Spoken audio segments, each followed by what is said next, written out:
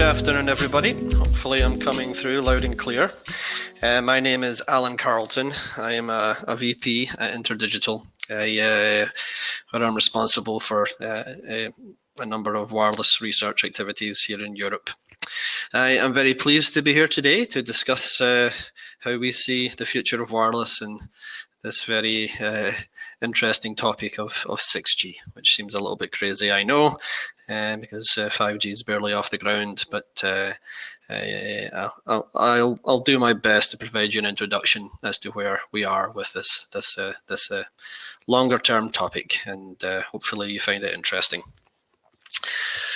But first, to start with, I'd like to give you a little bit of background of InterDigital. You may be familiar with us, but over the last year or two, we've grown quite significantly.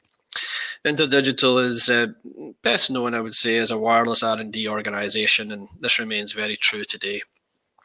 Here, our interests remain quite broad, covering all aspects of 5G and what is becoming increasingly referred to as beyond 5G. Excuse me. Video or visual processing, as we prefer to call it, has also been an area that we've had a long interest in, but at a much reduced level historically. That is really no longer true today, however. As I say, last year we completed the acquisition of the R&I division of Technicolor, and so we're very much today a wireless networking and visual processing organization. Internally, we like to joke that prior to this acquisition, we were in the business of solving the future problems of wireless, but today we're also very much in the business of creating those problems too. Joking aside, this merger really does provide us with something of a unique perspective in all the intertwined roadmaps that certainly go beyond wireless, but will inevitably shape the wireless industry, and as it moves into the future. One of the first questions I always get asked when I talk about 6G is just who's talking about it and what is going on in this space. And the simple answer is quite a lot. We're not anywhere close to talking standards or anything at this time, but the industrial research community, I would say, is hammering ahead in full steam, and it really is to historical precedent. We started work on 5G back in 2010-ish, so it's reasonable now to be starting to talk about where do we go next in 6G, and there's international initiatives all over the planet, sort of pushing and driving towards some consensus and thinking, and even at this very early stage, some consensus is beginning to emerge as to what are the deficiencies in 5G, and what might we need to do, or what might the 6G be. Some of the forums that we're involved in are shown on the slide here.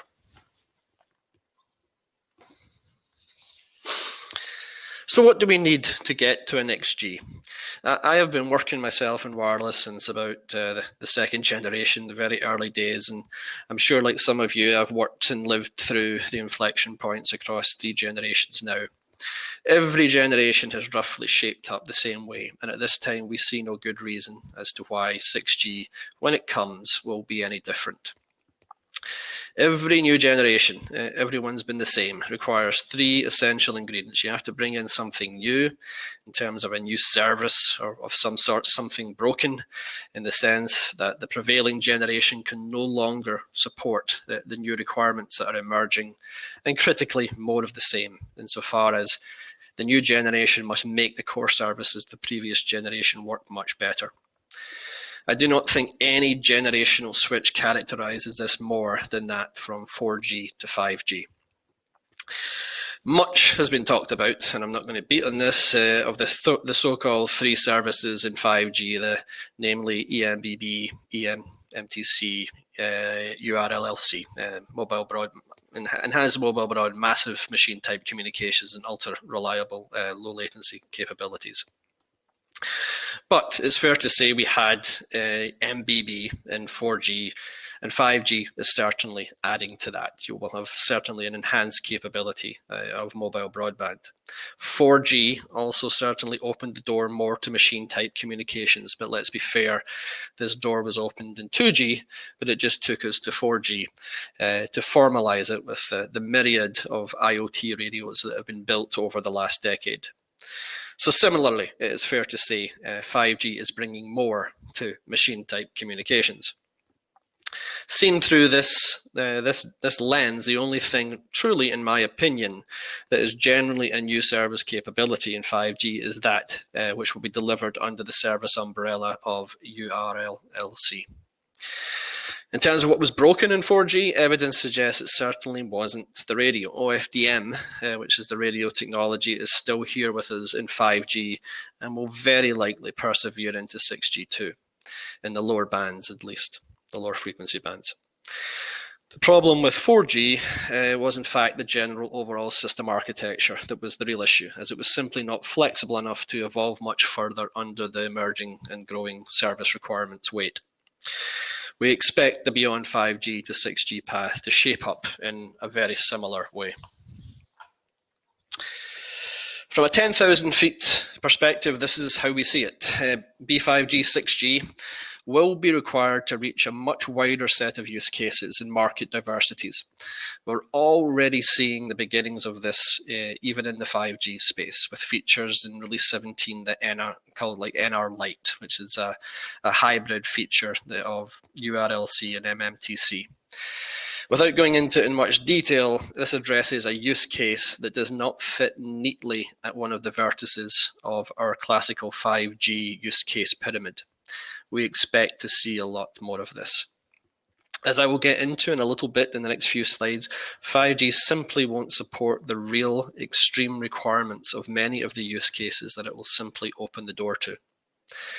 In terms of a new service, all I will say is I do not expect it to be so new, but it will emerge to enable some new or much improved convergence of our physical and virtual worlds.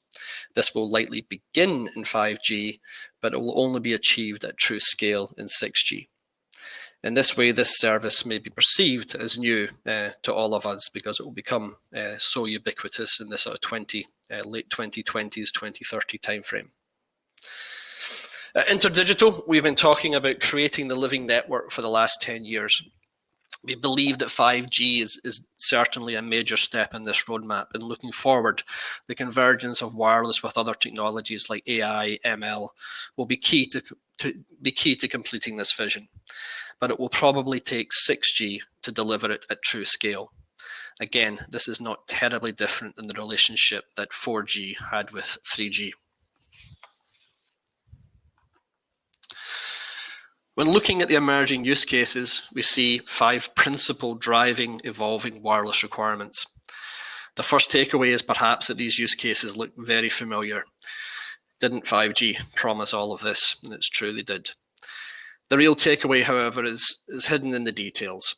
And it's much more than these one-liners. All of these terms and that we've seen splashed in front of us conceal much longer-term roadmaps in themselves, some of which will only be scratched by what 5G brings to the table. If we look just a little deeper at one of these use cases, so-called multi-sensory extended reality, which is the superset for virtual reality, augmented reality, mixed reality, it becomes clear just how complicated these independent roadmaps are. In our view, XR is certainly the leading contender for the next personal mobile compute platform with smartphone-like evolution potential, and we certainly need it to shake up our smartphones a bit. The challenges on this roadmap are, however, immense and have dependencies that go well beyond wireless and visual processing, suggesting that there will be many, many point product releases over the next 10 years. One thing is clear, however, that the specified 5G user data rate of 100 megabits per second downlink and 50 megabits per second uplink average will need to grow quite significantly, possibly an order of magnitude or more, to deliver the perfect immersive experience at truly significant scale. This roadmap justification alone may take us to a 6G. The XR use case is certainly not the only requirements roadmap that will push 5G. We've examined the extremes of the other use cases, and this heat map shows just how 5G will be pushed across a range of KPI. Some may be addressed to some extent in 5G and in the beyond 5G era. I fully expect that, but it would appear more likely that we will need some new generational push to satisfy them all over the much longer term. Looking now perhaps to some of the emerging solutions, technologies to these challenges on the wireless roadmap, I want to quickly highlight a few that we see with potential over the longer term to challenge the status quo of 5G and possibly create inflection points, breakpoints that might take us to needing a sixth generation. There are others too, but these 5 are the ones that I would put my personal money on. I do not think any one of them will do it by themselves, but again, as history tells us, it is generally an accumulation of many factors that is required to create a generational shift. The first one is what would seem like the inevitable and somewhat obvious push into ever higher spectrum bands and new sharing models. This push today is perhaps most interestingly highlighted in the 3GPP Standards Organization, with the embrace there of an exploration of spectrum above 72 gigahertz. This is something that 5 years ago would have been thought to be absolutely impossible. If we continue this trend, as I expect, it would seem inevitable. Then fundamental problems start to appear with digital design and OFDM methods above 100 gigahertz.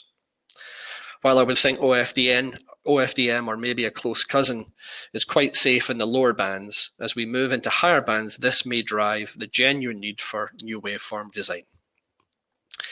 This might create an inflection point in 5G sometime in the future.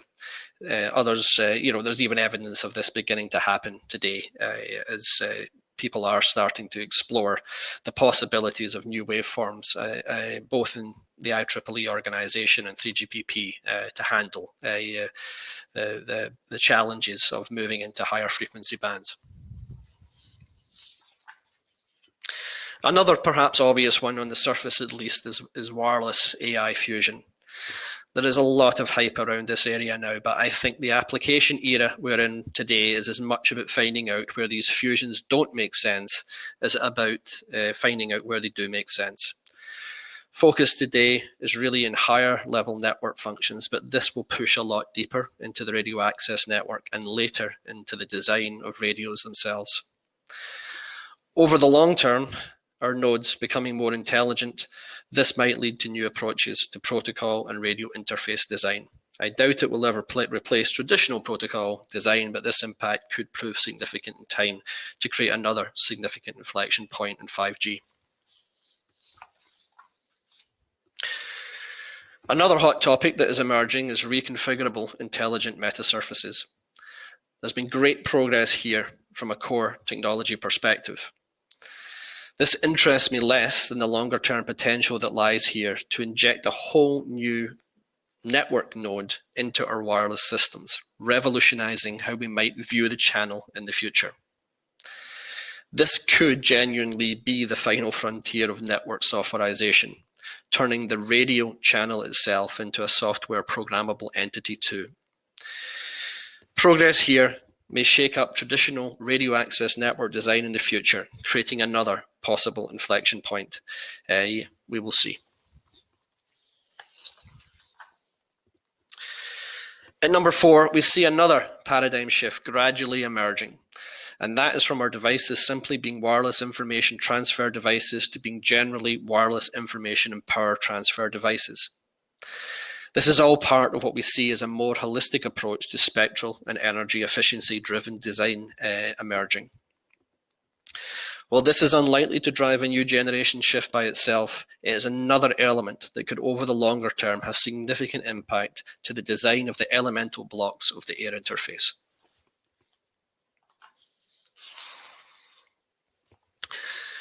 The last one is interesting and is the one I would say I'm personally most immersed in various ways with my research activities. If I were to describe 5G in one simple abstraction, it would be that it is the convergence of telecom and IT.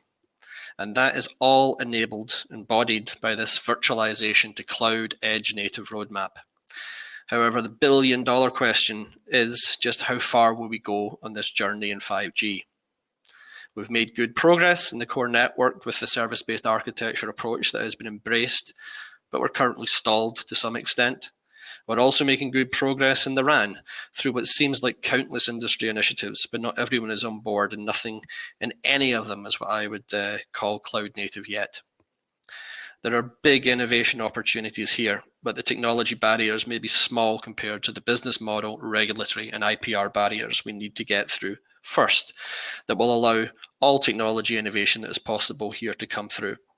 In my opinion, it may take the entirety of 5G to work through all of these, and as an industry, we may need to go to 6G to go all the way technologically here because of it. So some conclusions. Today, we're very much in the early stages of the rollout of 5G, and we do still have a long way to go with the evolution of this technology. That said, now is historically the right time to be asking what is next, and it's fair to say that the path ahead of us appears to be quite rich. There's lots of ways that wireless technology can evolve and grow. The emerging use cases for 5G, beyond 5G, 6G may seem quite familiar, but hide a truth that 5G may only open the door to many of these roadmaps. Extreme requirements will continue to push the evolution of wireless well beyond 5G, and in time will enable a new service experience at true scale. Looking out to the future and the promising tech trend lines, it does appear that they will present true inflection points or break points in 5G that may take us to a 6th generation. Before I wrap up, I'll shamelessly tout an initiative. If this has piqued your interest in the space of 6G, InterDigital and Northeastern University are hosting a 6G symposium next week to discuss all matters related to 6G. We've got some good representation from all over the world. It's an entirely virtual event, and if 6G is of interest to you, I would recommend signing up. It will provide you a nice one-stop shop to what's going on in this space.